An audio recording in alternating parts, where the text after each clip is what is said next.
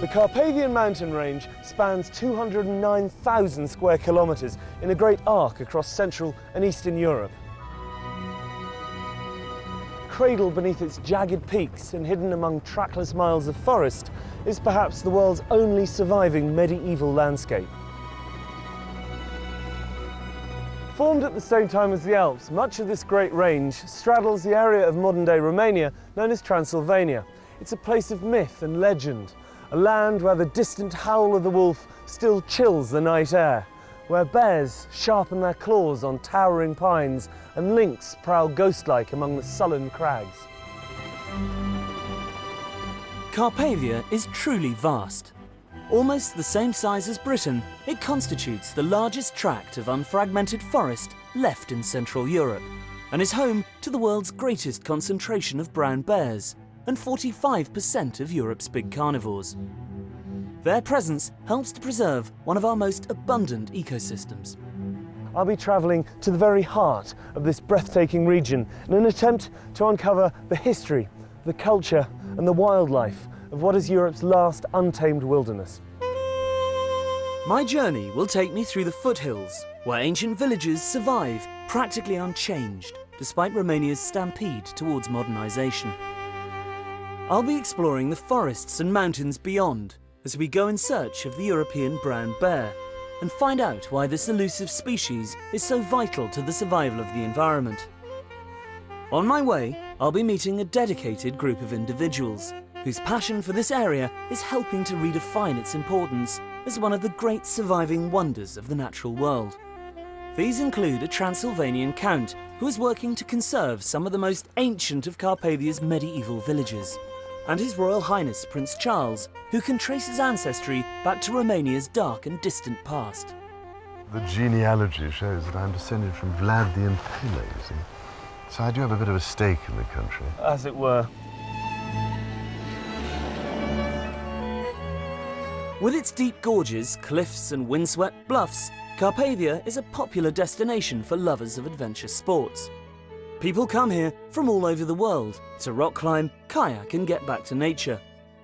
But for many Romanians whose parents were herded into cities by the communist regime, the mountains offer something far deeper, a chance to reconnect with their rural heritage.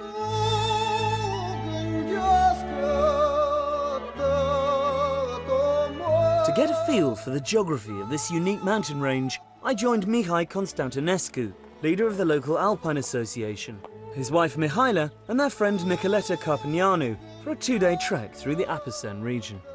Yeah, finally. Thank you. Yeah, these roads are a bit labyrinthine. You must get used with this. Hi. Nicoleta. Hi. So where exactly are we going? They will going to have around 15 kilometers. Yeah. We'll set the tent tonight, and tomorrow we'll do the rest of the trip, and finally we'll reach the daffodil fields. That is very spectacular, and we have to be there because now they are fully bloomed. At the very best. Yes. You see, that's the traditional way of harvesting the woods. Yeah. They're using horses for that, to carry the woods. Yeah. And this would be... This is wood for the firewood, isn't it? For the exactly. oven. Yeah. Will be used for fire. As you head up into the hills, the terrain rapidly grows wilder and the forest closes in around you. This is a world so ancient and unspoilt that our presence feels as ephemeral as the footprints we leave behind us. All my life, I've dreamt about visiting the Transylvanian wilds, but where Bram Stoker describes a sinister and haunted landscape, instead you find yourself in a world more redolent of Tolkien. This is actually the longest cave in Trascou Mountains. It has more than 2 kilometers of caves and galleries. So this great chasm is a system that goes right back through the mountain? Yes, it's going through the mountain. You can actually go and get out on the other side. You can see the place where the water goes in, and it pops up here. This tributary, though, is part of the Ariash river system. Yes, exactly. And the gorge that we're about to walk to is the next door valley, I presume? Yes, it's a parallel valley to this. It's like several hours of walking. Well, lead on. Okay.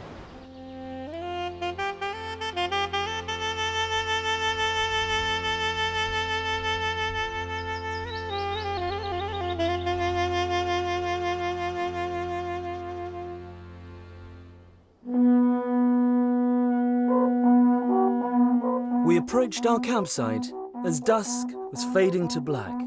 A fire was already lit and a local troupe of travelling minstrels were practising for next week's big daffodil festival at nearby Nigrigliasa.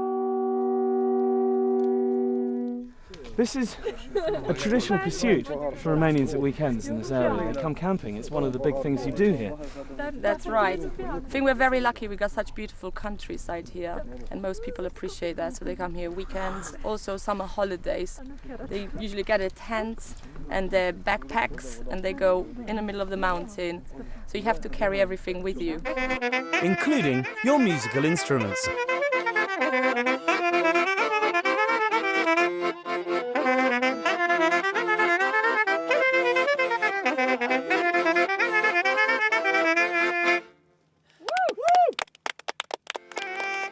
The festivities continued late, a single small island of light and warmth in a vast ocean of night, the only other illumination being a pale, vociferous moon.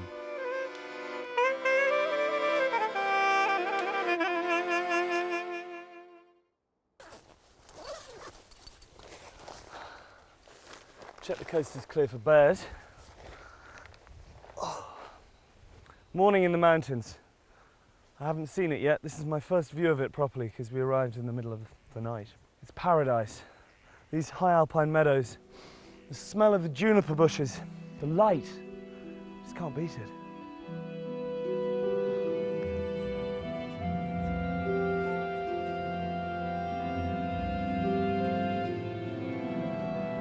After a long morning's walk, we reached the wild daffodil pastures of the Apisan Hills.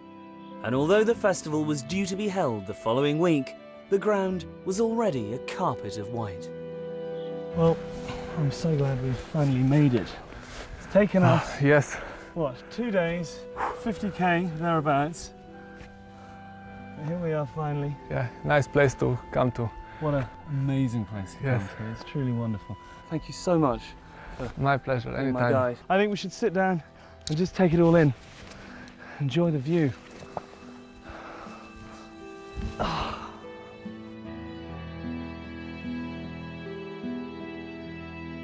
These stunning meadows of daffodils are just one of Carpathia's many floral spectacles, as I discovered when I caught up with head of World Wildlife Romania, Erica Stanciu, at a local food and crafts festival in Nucșoara.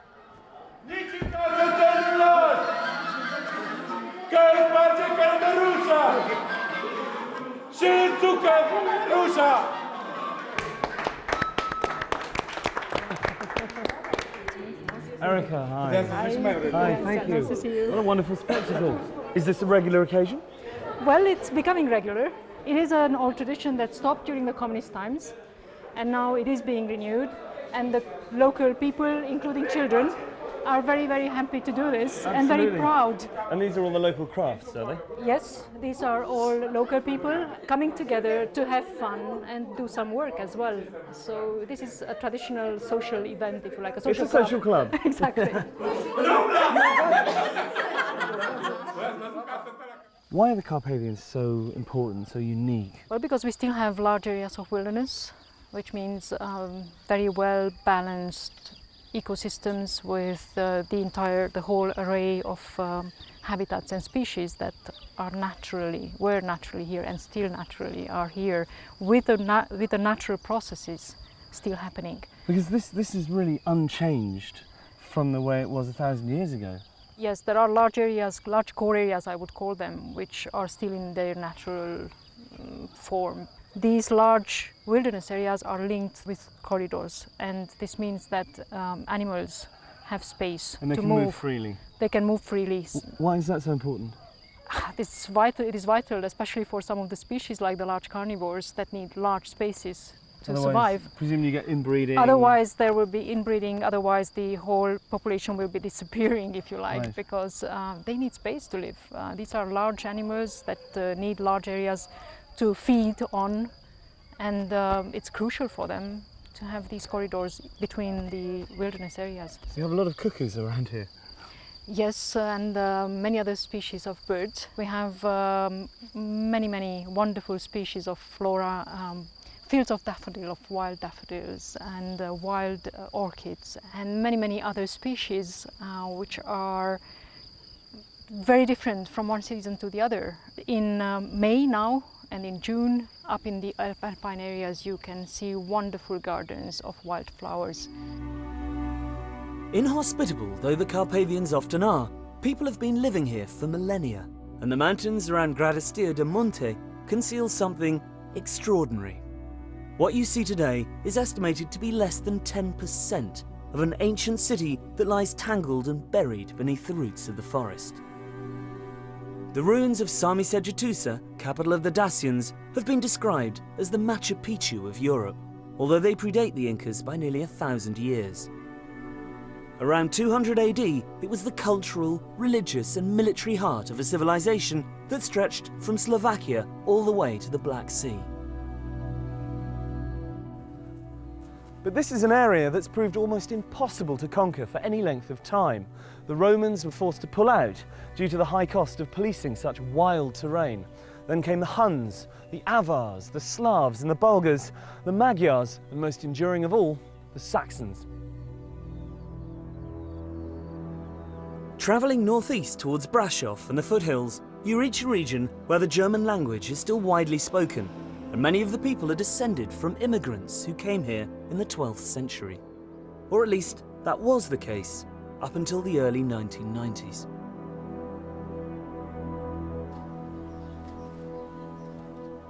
This is an all too common sight these days. Empty houses, derelict village halls, crumbling churches. And while the younger generations spurn the peasant lifestyle for the draw of the big city, a far larger problem faces areas like this one.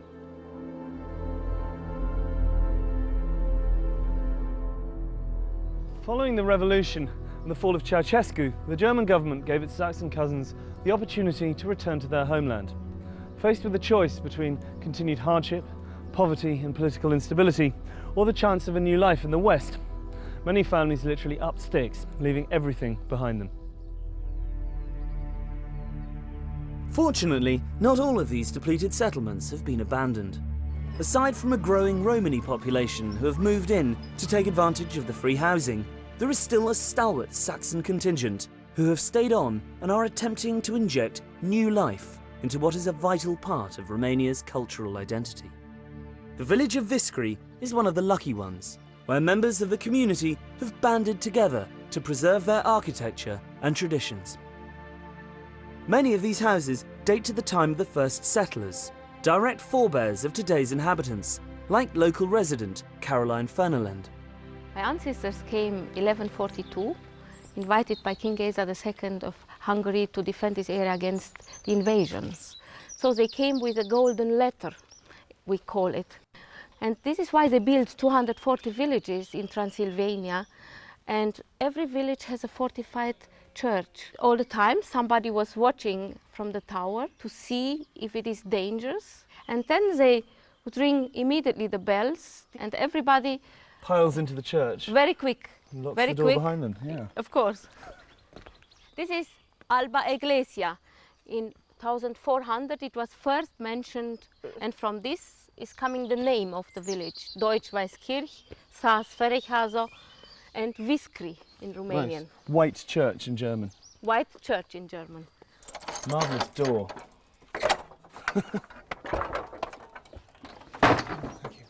It is a very simple church, and our daughter, she finds some rules from 1640, how the community was organized and what they have been allowed to do and what not. For example, if somebody during the service was snoring and your second neighbor would hear you, you have to pay a fine.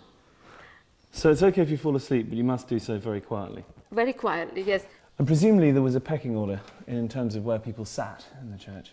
Yes, this we are respecting also today, even if we are 8, 9 people. For example, the young ladies, they sit in the back, and when you get older, you move more in the front. After 80-year-old, you have to sit here close to the angel of death. This is the last station alive. It is preparing you For the afterlife. for the afterlife. How extraordinary. That shows a very healthy business-like attitude to mortality, really. Look at this. It is unbelievable. It's just so big, you can see, I mean, all the tiles on the beams, all the way up the structure inside the tower. I mean, I felt like I was gazing down Noah's Ark, you know, as you saw the roof of the church. The amount of work that must be required to maintain a building like this.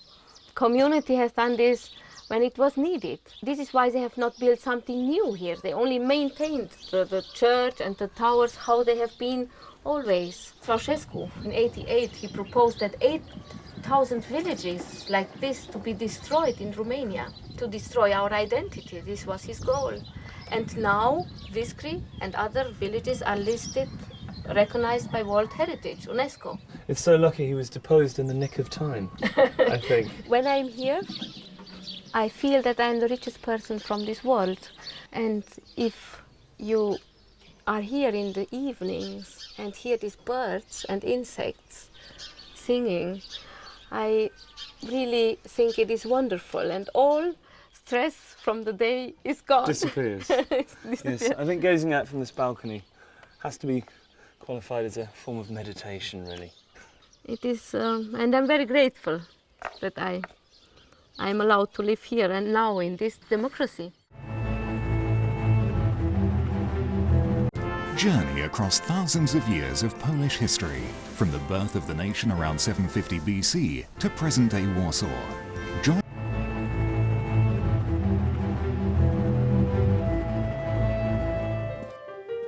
While the 21st century is starting to make its presence felt here, for the Saxon contingent, daily life is still remarkably unchanged. With the influx of tourism and the opening of several guest houses embracing both the traditional and the more modern, greater effort is being made to preserve the old ways. Everyone in the community has their role, whether it's the daily grind of making flour and baking bread for the village in stone ovens, or looking after the livestock. When you live this close to the Carpathians, one of the more full-time jobs is tending the sheep.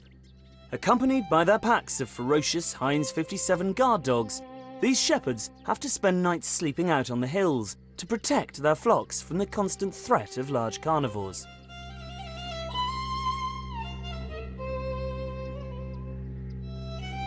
Am avut. Deci acum ce să spunem asta? Cum atacă lupul. They had problems. Usually the wolves are attacking. Lupul te atacă, te pândește. Șade drept o grămadă cu mărăcini undeva, vine, te vede că ai trecut încolo și s-a sărit pe oaie. Does he ever get scared? Because presumably if he catches a wolf attacking a sheep, he's got to go out there and try and bash it over the head with his shepherd's crook. Nu mi-e teamă, dar el e fioros. În momentul când în momentul dacă l apuci de el vezi tu înainte și nu te vede el, e bine. Dacă te vede el și l-ai văzut tu, răgușești. Nu mai poți răi, gata. Would he rather there were no wolves, or is 1 or 2 sheep a year an acceptable loss to have large carnivores living in Romania? Deci să nu ai pierdere, pagubă. Dar să fie urși lupi. Poți să fie urși lupi, dar să nu ai pagubă. Every day, Stelaka and his colleagues drive their flock for miles across the open pasture. And most exhausting of all, as I found out, they also need to milk each sheep by hand, twice.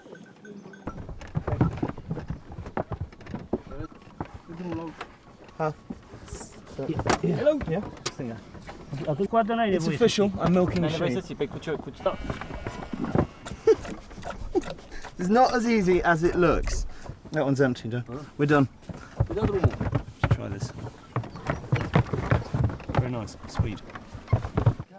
Alas, this way of doing things could soon be outlawed, as dairies and local cheesemakers are shut down because they can't afford to comply with the bewildering battalion of EU health regulations.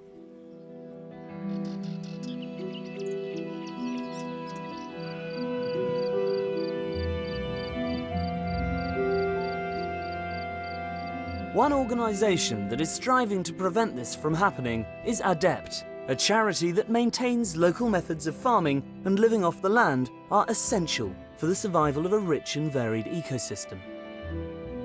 I caught up with British-based founder Nat Page. We're now in a typical damp lowland hay meadow, which is probably the most threatened kind of habitat in the whole of Europe today. They existed around villages in Western Europe and Eastern Europe, and really they've only survived in Eastern Europe. Here, just in this square metre where we're standing, in the beginning of June, there will be 60 different flower species in every square metre. The diversity of the flowers is just absolutely unbelievable. And that's because this has never been fertilised and has never been sprayed. And this kind of landscape is of fantastic European importance. You say it's under threat. In what way? There are two reasons. One is the need for farmers to make money. So unless they can get value for the goods they produce under these conditions, they'll be forced to intensify. And the other is abandonment, that if this land is left uncultivated, it will degenerate into a low value scrub, which doesn't have nearly the diversity. And we're not talking just about flowers here. There are between 100 and 200 species of butterfly that have survived because of the lack of spray. And so we're trying to protect the biodiversity. The biodiversity depends on the people and the management by the people, so we're also trying to protect these small-scale farming communities. But the other most important long-term way of promoting survival is helping them get a proper price for the goods they produce, bringing innovative marketing means to support traditional production methods. In many ways it seems that these smallhold farmers are custodians of the landscape because their continued survival ensures the survival of this ecosystem. Yes, let's hope we can keep as much of it as we can. Who knows, in 10 years' time, this will not be the same. Well, it will be here in 10 years' time if everyone comes to look at it and experience it and enjoy it. Yes, look at it, enjoy it, and support the local economic system. And the system will continue. Perhaps the best way to explore these gently undulating fringes of Carpathia is by mountain bike. A set of trails has been built through the surrounding woods and hills, linking Viscary to its neighbouring villages. And whilst there's nothing too challenging, it's a great way to see the countryside.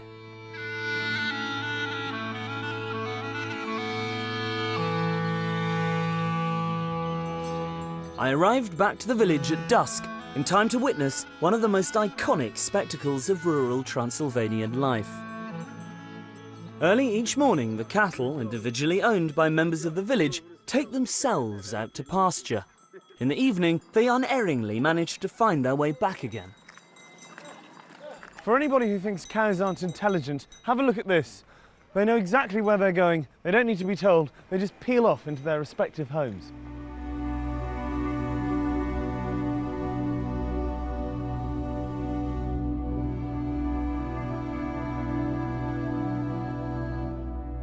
As Romania's economy is developing, the environment faces ever greater danger. With much of the country's biggest natural resources either under the ground or sprouting out of it, the impact on this mountain paradise is increasingly costly. This is one of thousands of illegal logging operations that are taking place as I speak in the mountains of forest of this area. Look at this tree, you can count the rings. It's over 100 years old. It's not even selective. Well, it's selective in as much as they take the largest and the oldest trees, cart them off. It's a tragedy. Deforestation is the greatest threat facing this wilderness. As far as the government is concerned and the people who have been restituted land here, Carpathia's main value lies in its prime timber and mineral deposits. For a country struggling to catch up with the rest of Europe, this region is, literally in some cases, a gold mine. Insufficient resources to police such a huge area and a reluctance to do so makes it almost impossible to prevent such wide-scale clear felling. On top of this, the absence of planning laws is giving rise to a spate of new and often ill-conceived developments, like environmentally damaging ski resorts, hastily built to take advantage of the influx of foreign tourists.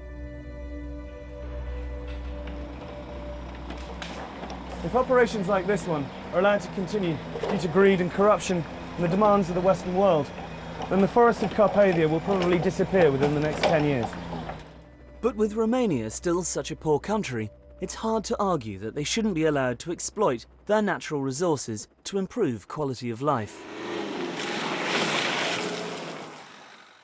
I've come to the frontier of the forest near Zarand with friend and environmental activist Radu Mott to visit one of the last people whose existence remains untouched by the wheels of progress.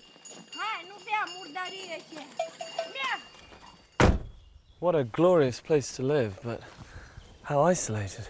We're here to meet a woman called Varvara, who's been living on top of this mountain all her life. Her husband died 24 years ago. She's got no running water, she's got no electricity, and no one around her for miles. It's a tough life. It's a tough life indeed. Bună ziua! Bună ziua! Ce mai faceți? Bună ziua! Și cu greu. La mulți ani, la mulți ani. How does she survive up here? She has some cows, but nobody will buy the milk anymore. So she gets no income, whatsoever. You have problems with wolves here as well, obviously. Da, frică, nu, The wolves killed a dog last autumn. The wild boars is destroying the crops. And she's got no one else to protect her if they come, you know. Just the dogs. They don't look very fierce, I have to be honest. So she purely subsists off the vegetables she grows and from the milk and the livestock. Exactly. And water, what does she do for water? I can't see any springs around here. De unde vă aduceți apa? De acolo din pădure de jos. There's a spring down in the forest. How does she get it up here? Am mai dus cu vatra, dar nu mai pot, numai cu sticlele duc. She's carrying plastic bottles full of water because she cannot carry the buckets anymore. Well, there are 2 buckets there. Why don't we go and fill them up for her? Cu astea cărați apa. Da. Vă ajutăm noi să le... Ok, let's do it. Okay, back in a minute. I'm not surprised she's scared of coming down to get water in the woods when she's heard a dog being killed outside her very door, you know. The wolves attacking one of her dogs while she was probably in the house. I'm sure she's afraid, but Romania, it's known for this tradition of coexistence between people and large carnivores. And this is a particularly important section of the Carpathians. This corridor connects a separate population of brown bears in Apuseni Mountains in Central Carpathian with the main population from Southern Carpathians. Large carnivores can exist in Europe without acceptance of local people.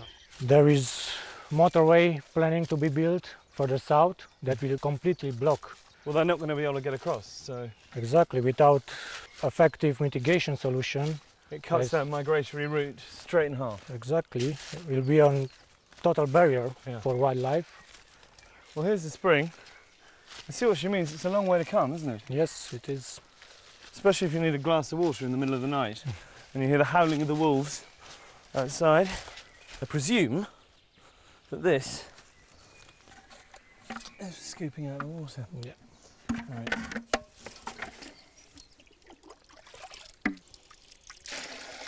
Can't believe she has to do this every day, and she doesn't even use these buckets. These little bottles don't last very long, so it must be constant coming back and forth. Exactly, but it's the only way for her to get water. I think we should try and raise some money, get her a generator and a water pump and a hose sorted out. Exactly. Oh, yeah. V-am adus apa. Vă mulțumim frumos. Cu plăcere, numai. Trăiți la mulți ani. Sănătate, numai bine. De Domnul. Hope that'll keep her going for a while.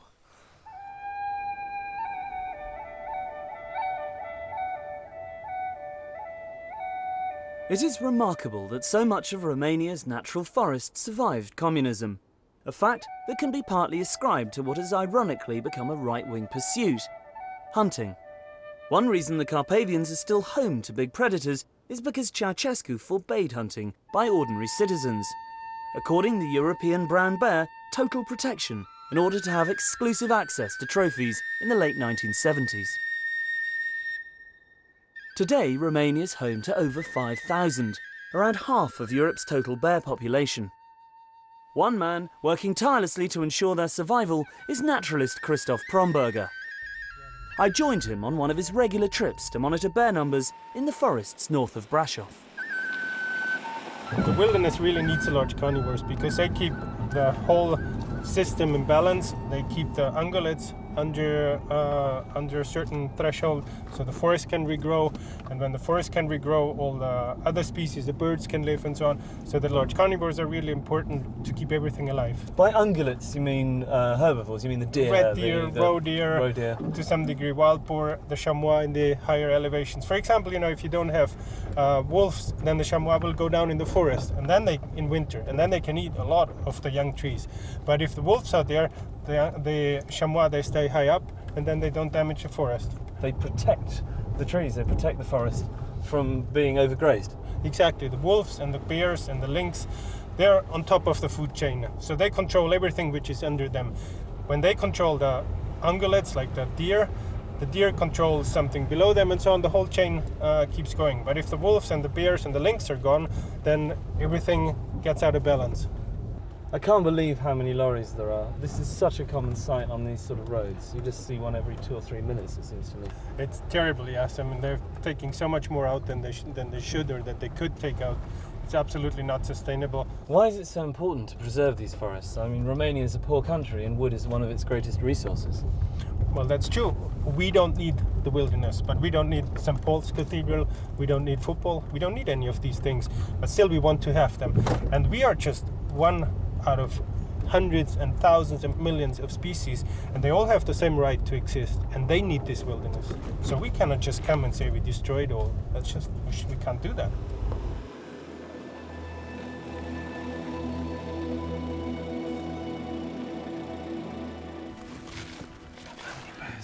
In this area, there's about 25 bears that are coming more or less regularly to the side. The height is just around there, about 150 meters from here. We gotta be very quiet now. They're the same family as the American grizzly, aren't they? Yes, they're actually the same species. They're just a different subspecies. Okay. Yeah. We might look out, there might be already tracks. Yeah, that we find tracks on the ground. They don't really attack people very often. No, don't worry, don't worry. No, I don't. I'm with you, I protect you.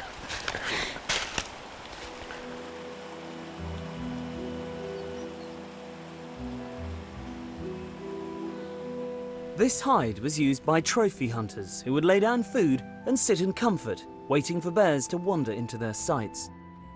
An iron frame was employed to measure the size of prospective targets. Haunches of meat were hoisted, and bears tall enough to reach them were deemed fair game. Today bears are still fed and monitored, but to propagate their numbers rather than furnish the homes of the party faithful. Oh yeah, this black one, that's a 5-year-old female. She's not coming very often, but I've seen her here before. It's amazing just to see bears so close. It's absolutely amazing. Yeah. What is it? It's not even 30 meters, isn't it? I know. They probably smell us, so they know that there's somebody here. But if we're quiet and if we don't do any fast movements, they will tolerate us here. Okay. Is that meat down the far end there? Because it looks like she's sniffing around there. Yes, that is the leftovers from the slaughterhouse. They came word and brought about a week ago a truck full of that stuff here. Okay. Mainly sheep guts and the sheep heads. Do they prefer that to the muesli? Or? Well, of course the meat is very protein rich, so they prefer meat. But it starts to get a bit smelly, so I think pretty soon they won't. I can smell a bit of it. I think pretty soon they won't touch it anymore. The cubs? Yeah, oh yeah, that's a mother with 3 cubs of the year. They were born in January. Oh, look at that. The first time this year that they come out here. Yes, they've never been seen before. No, she was very careful with them so far. So that's the first time that they're here. Wow, so this is a special occasion. Fantastic. How big are they? 15 kilos now. Tiny. Yeah, that's so cute. That's the heavy ones. Look at that. See how it's hanging off. It's trying to hang on. I imagine you never get bored of this. No. You come up here almost every day, don't you? You can sit here every evening. There's every evening something else happening. I can watch this forever. Yeah. Really good. As well as his environmental work, Christoph and his wife Barbara run an eco-lodge, which offers guided excursions to the bear hide, as well as kayaking trips. Their riding school, Transilvania, lays on equestrian breaks, where guests can spend days galloping through fenceless wilderness.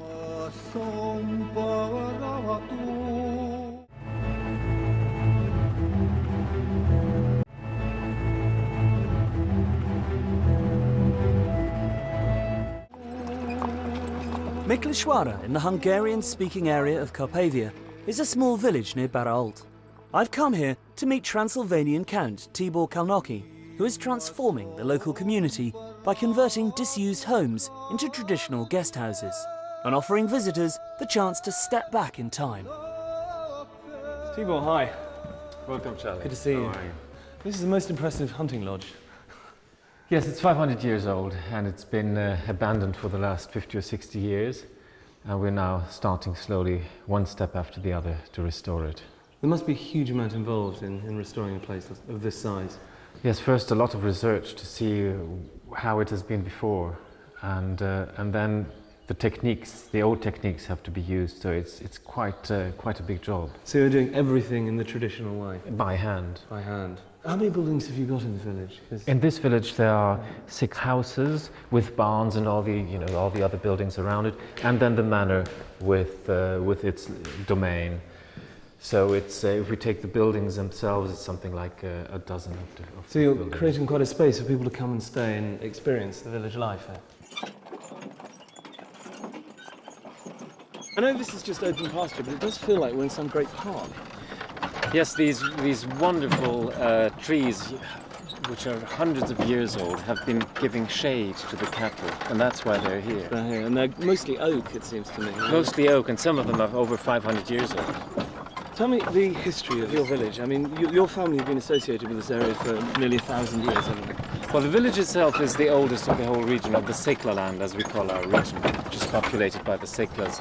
And it's going to have its 800th anniversary this year. The family is slightly younger. They came only 40 years later, so it's something like 760 years now. A relative newcomer. Yes, absolutely. And you were living in exile for quite some time during Ceausescu's reign. Yes. You then got the go-ahead to come back. Exactly. How was So that? I was raised mainly in France because my grandfather had already to leave just before the Second World War, actually, as an anti-fascist. Poor man, he was anti-fascist and anti-communist and was born in 1900, so he had a difficult life. He was ahead of his time. Yes. I came back in the 90s and started to sue the state for illegal expropriation, and I won some of the cases, but we don't have enough land to make a living from. So we decided to live from tourism, because it's the ideal way also to support the villages themselves. For example, in our guest houses we employ more people than we have beds, and we're very popular within the village, because the way we employ people allows them to keep their farms. If they would go to the city, they would have to give up their farms and their way of living. Exactly. So this is just the right way for them to earn an extra living, but to keep their own lifestyle. And not compromise that. Exactly. Do you think that this wonderful way of life, do you think it's doomed? Is it inevitable that it will die out? I hope not. You know, I've seen in America and already in England also reenactments of, in open-air museums. People get dressed and then they reenact ways of life they think it might have been 100 years earlier. Well, here this is not necessary yet, because it's still happening. But it is so important to keep it going, because once we lose it, it'll be lost. Gone forever. Gone forever.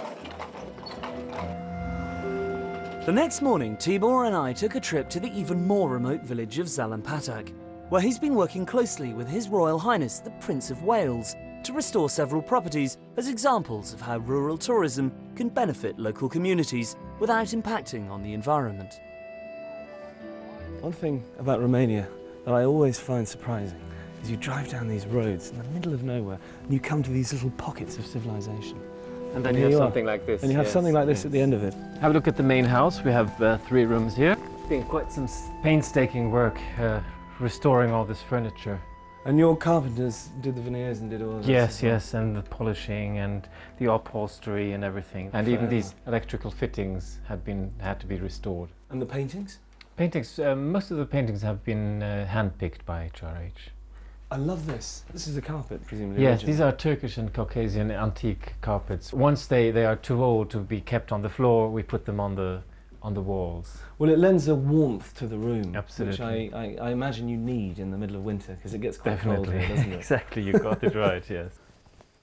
I've seen this colour on certain buildings in parts of Spain. Is this a traditional lime wash here?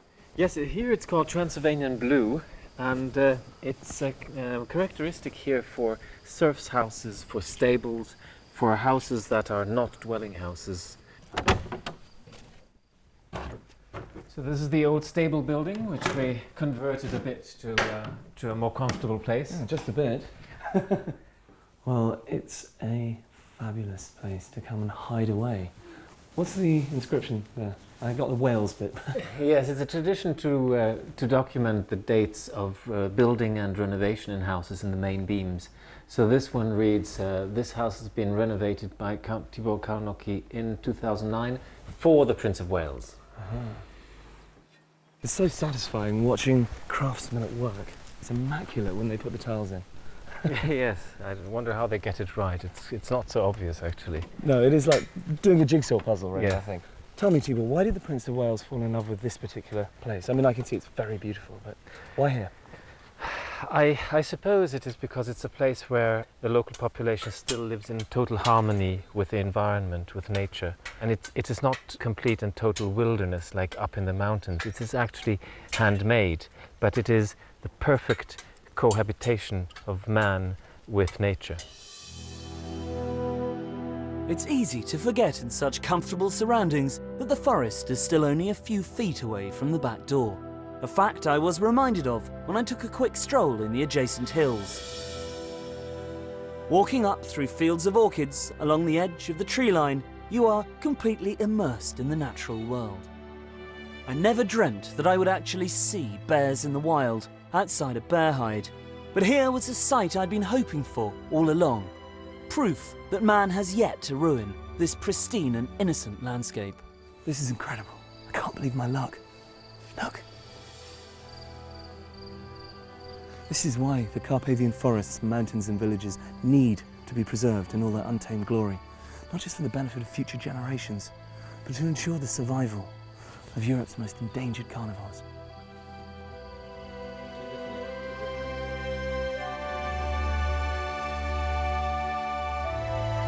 If something isn't done, then this verdant paradise will become as ecologically barren as the Highlands of Scotland. Once covered by magnificent forests of oak, beech and pine, now bare with new saplings grazed into submission by a wildly inflated deer population. But it's here I've come, on the last leg of my journey, to meet one of Carpathia's greatest crusaders, His Royal Highness, the Prince of Wales. The key thing I think about Romania, and Transylvania in particular, is that there's so much we can learn from, it seems to me. It is the last corner of Europe where you see true sustainability and complete resilience and the maintenance of entire ecosystems for the benefit of mankind, and also for nature. And there's so much we must learn from that before it's too late, I think. So presumably this is why it's so important to preserve it for the future. Well, I think so, but people will say, oh, well, she's just trying to preserve things in aspic, and you're trying to prevent progress and so on. But you'd think by now we might have learned a few lessons from the things that have gone wrong with an agri-industrial approach to everything. Because the great thing, it seems to me, about Transylvania is the combination of natural ecosystems, the forests and the agricultural areas, together with the human cultural systems. And it's this extraordinarily unique, integrated relationship which is of such huge importance. Once you pull it all apart, you're left with something which can just be exploited without being treated in a sustainable way, if you see what I mean. Because if you cut down great swathes of the Carpathian natural forest, you're actually destroying one of nature's great services to the rest of mankind in terms of carbon sequestration. Given the fact that the rise of industry and agriculture has led to the almost total destruction of the Great Forest of Caledon here in Scotland, do you think that there's a way of stopping the same thing from happening in Romania? Well, we should be clever enough, wouldn't you think, by now, and wise enough to We'd hope. some possible lessons to be learned in avoiding that from happening. But otherwise, if we just go on the same way, you end up with destruction occurring, and then people later on are saying, hang on a minute, you've got to try and put this back. What is the point of running into a proverbial brick wall, this time of such a painful sort, that by the time we realize that we have to redesign our food systems and put nature back at the heart of the whole process in order to provide us with what we take for granted, how are we going to be able to put it back? Yeah.